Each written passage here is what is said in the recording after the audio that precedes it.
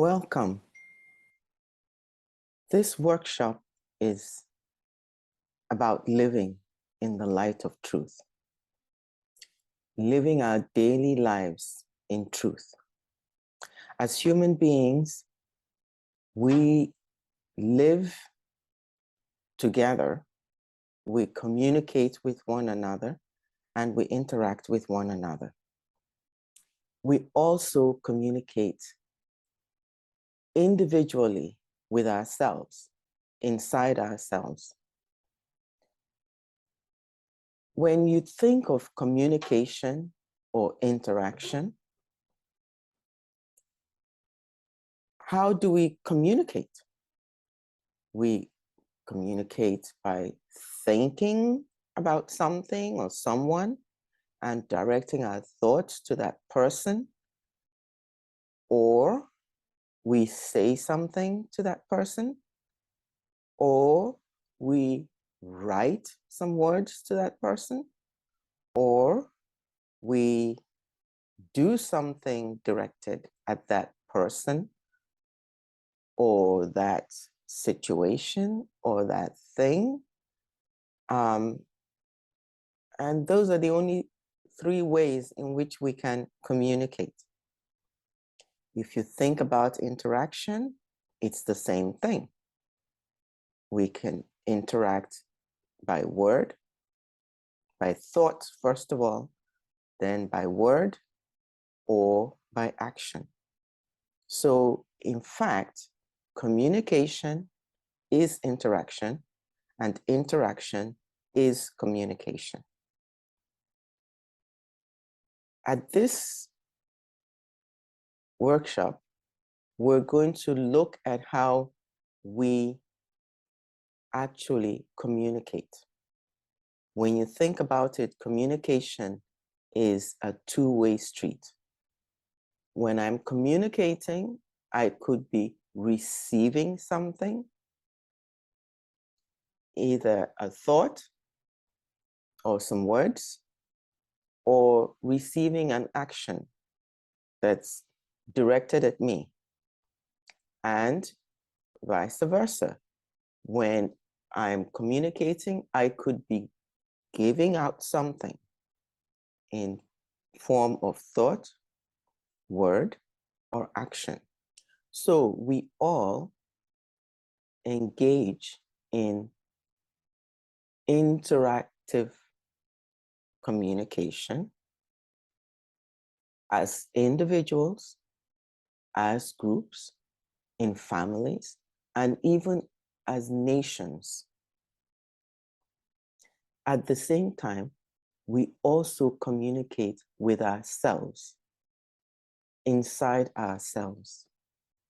And this communication with ourselves is the most important. We talk about relationships of individuals with others. We talk about relationships of countries, institutions, families, and I think we would all agree that there's very little truth in those relationships, in those interactions, in those communications. So when we look at ourselves, how do we communicate within ourselves, with ourselves? I think we all realize that most or almost all of our minutes and hours of the day are really spent communicating with ourselves. And beyond that, then we communicate with others. But before you communicate with others, you have to first figure out within yourself what it is you're going to communicate, right? So when we think about the communication, we have to also apply the same rules, which is that it starts with our thoughts. I think something, then I might express it or not express it. When you're thinking, how do you create a thought? How does it happen? I would say that perhaps your thoughts come from an underlying belief system. Okay. So that it comes up in a way that is from the perspective of that belief system. Mhm. That's true. And we're going to examine that idea. But how does the thought itself actually get created? With what, do you create it? Yeah. I would say that for me lately, especially, a lot of the thoughts arise out of emotions. I feel an emotion and then thoughts come up. And as the person before me just said, then some of the underlying experiences are fuel for that, for better or for worse. Mhm. I'm going to suggest to you that it's actually the other way around. We don't pay enough attention to our thoughts. In fact, the thought comes up first. And then the thought generates an emotion, a feeling, and the more the emotion builds up, the more thoughts get generated, which generates even more emotion. And it's like it's a circle that just feeds on itself. But how did you make that initial thought? I'm going to suggest to you that you create a thought with energy. A thought has energy. You can't see it, you can't touch it, but it's an energy that in turn generates an emotion.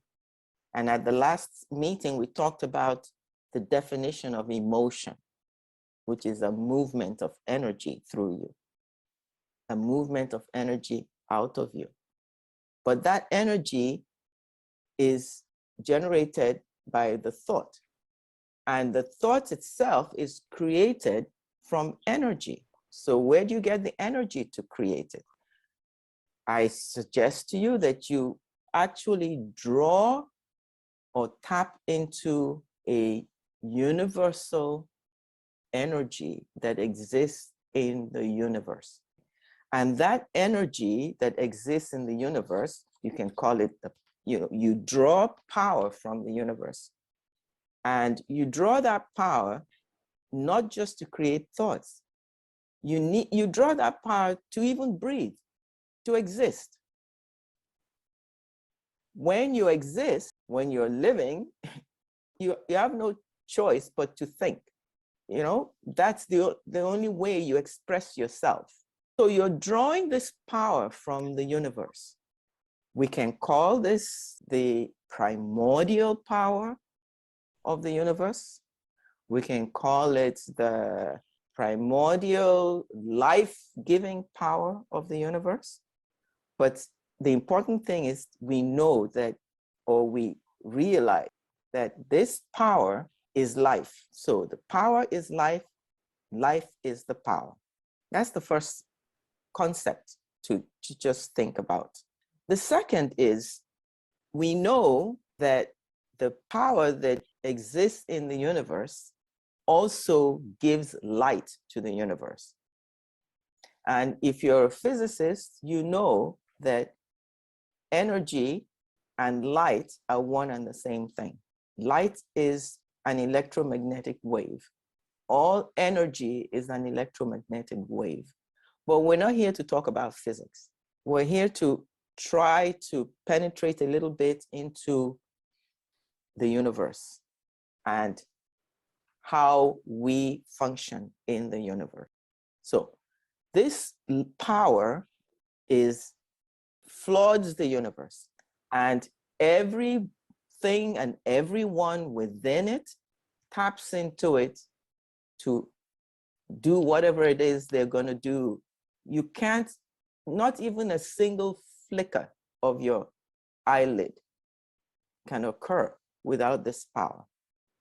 You wouldn't exist without it. You couldn't exist without it. The planets couldn't exist without it. And this power is what also provides the light and the warmth in the universe, so that even all our stars and our suns, which are really just balls of fire or flame, draw that energy from the primordial energy in the universe. Think, this energy is flooding the universe. It is constant, constant and unending. In the same way, it is flooding the universe with light. It's flooding the universe with light. That means you are constantly standing under a floodlight. Think of it that way. If I think to myself, gosh, I'm standing under a floodlight, that means that everything that is happening in me is completely illuminated. You put floodlights outside your business so that it is lit up. Everything can be seen. Now, let's go back to the concept, the idea of truthfulness. I think for all of us, the idea of being truthful in all our thoughts, all our words, all our interactions is very difficult. It is so difficult that all the spiritual, religious, philosophical teachings, movements, books say the same thing. It is hard for a human being 100% truthful. There are all kinds of things we hide within ourselves. You don't say exactly what you think because you're worried about what people will do or think or how they will react. You don't say what you think because you think it will set you back. You don't act whatever you really feel inside. You act differently from what you feel inside, and so on and so forth. And we do that because we're unfamiliar with the universe. Once you become familiar with how the universe operates, then you understand that you are constantly standing under a floodlight. And that floodlight is the primordial power that is in the universe. You can call that primordial power anything you like, any name you want to call it. If you're religious, you will call it God. If you're not religious, you call it the eternal power in the universe. But this eternal power is always shining a floodlight on you and showing up every single thought that goes through. So if you imagine that, oh, it's only going on inside me and, well, it doesn't matter.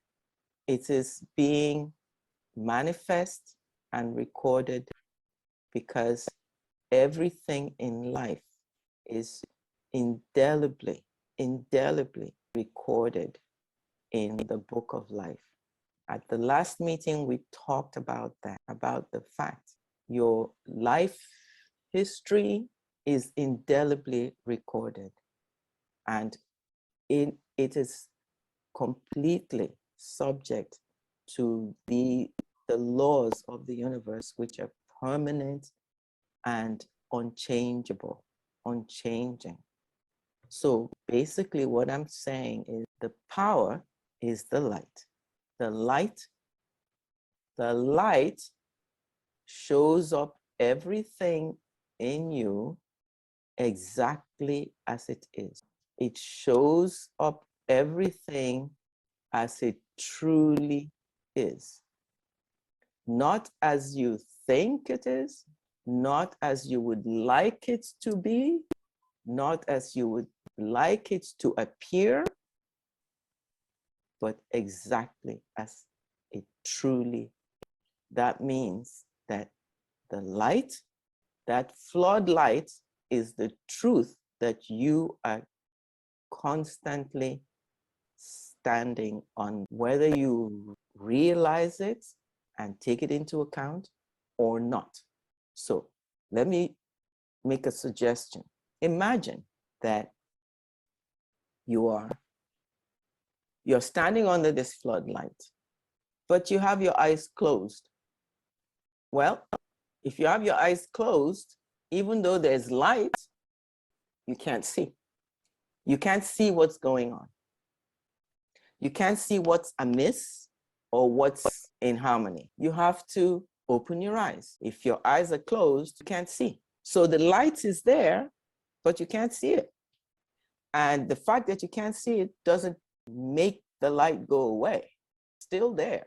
And that basically is something that we need to think about.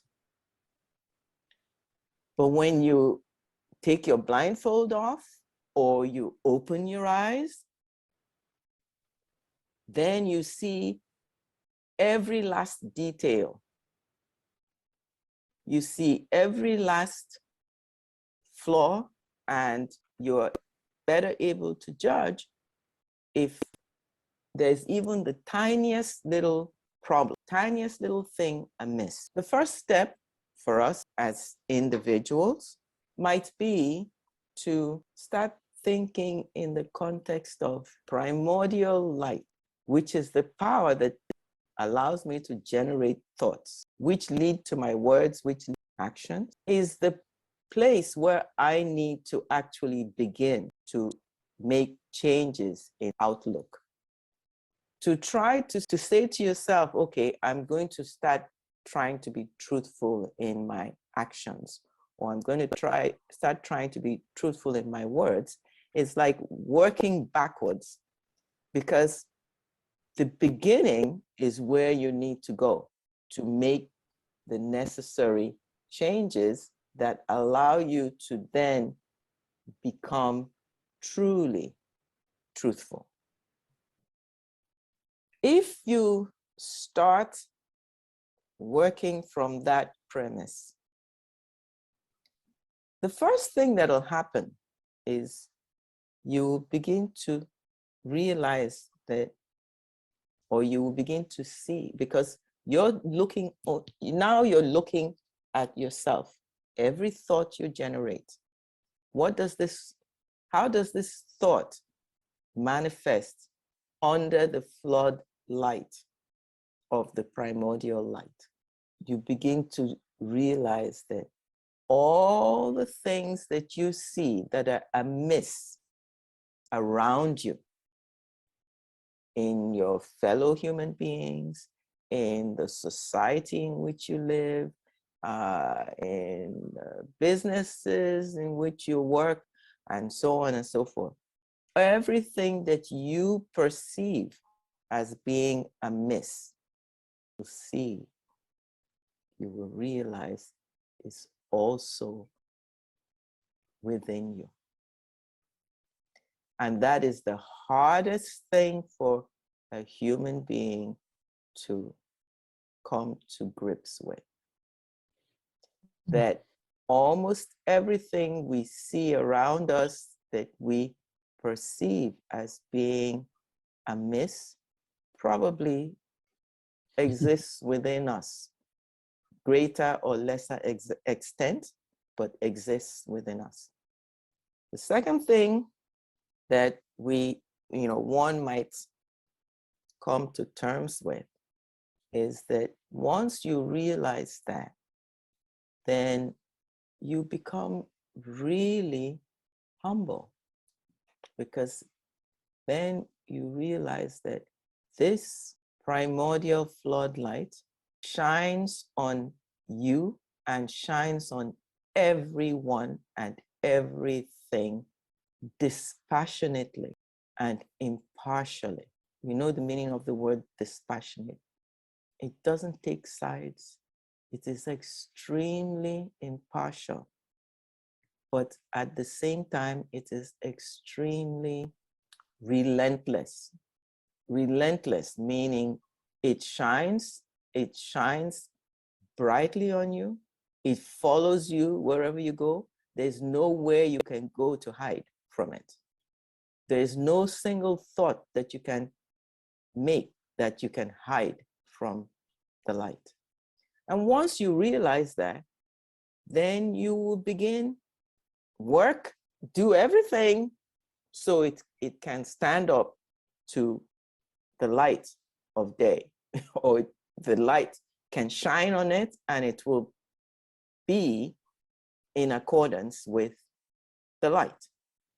That is the simplest, easiest way to find truth in one's existence. When we talk about, truth and interactions and communications, let's go back to that. To communicate or to receive, communicating means you're sending something out, you're receiving something, correct? Yeah, right. So for you to receive, let's say, for us to receive information, how do we receive information? When we communicate with one another. What's the sequence of events when somebody communicates something to you? Well, I mean, if let's say Jane Doe says something to me, or even Jane Doe isn't saying anything to me, I'm driving by and I see a beautiful scene. Well, I see something. So I see it, or I hear it, or I feel it, or I smell it, or I taste it, right? It's through our physical senses. So something impacts you through one or more of your physical senses. Then it gets processed by your brain. And once it's processed by your brain, then it goes somewhere. Where does it go? Somehow it has to reach you, unless you believe your brain is you. Is your brain you? If you have a stroke and, a large part of your brain is not working anymore, does that stop you from, feeling and having emotions and stuff like that? No. So your brain isn't you. So where does it go? How does it get to you? How does it get to yourself? To our spirit. Okay, it goes to your spirit, right? But where's your spirit? Your spirit is somewhere inside you, right? Mm-hmm. It's inside the Mm-hmm. core of you. Mm-hmm. And, your spirit is an would- energy. Yeah. Right. I would say, right, to your solar plexus, your energy process, and you receive, and then it processes and creates an energy, maybe for a response, maybe for a feeling, Mhm. an Exactly. energy. Yeah. Exactly. So your brain processes it, and then it goes through your solar plexus to the core of your being. Where's your solar plexus? Your core, your energy cycle, like Mhm. below the heart, above the pubis, the Okay. center, your center, I would call it. All right. Your solar plexus is actually a real place in your body. Okay. It is the place where your autonomic nervous system is centered. And it is somewhere in the middle of your body, a little bit below your heart, okay? Just below your breastbone. And through that point, your spirit connects to your body and powers the flow of energy through your whole body. So that's when you receive something. When you want to put something out, you have to put it out through the solar plexus and send it then to your brain, which sends messages to your mouth to make words. But I'm sure all of us have had moments when we received something, knew something, without seeing it, hearing it, smelling it, touching it, right? So when that happens, how does it happen? It's your intuition. Okay. And I think people hear their intuition in different ways. But it's a feeling sometimes, or sometimes it's a voice Yeah. or other. All right. So sometimes it's a voice that you hear inside you. You don't hear it from your ears. Sometimes it's a picture that comes to you somewhere inside you. And then sometimes it's none of those. You just know it. And many people would say it's a gut feeling, right? It's a gut feeling. But basically, what is happening is that you're receiving something that bypasses your brain. And that sense that you're using that bypasses your brain is what we call your intuition, or I will call it your intuitive sense. Just like you have your physical senses, you have your intuitive sense. And your intuitive sense, or some people call it the sixth sense, okay, your intuitive sense is the one and only sense of your spirit. Your brain needs 5 senses. Your spirit only needs 1 sense.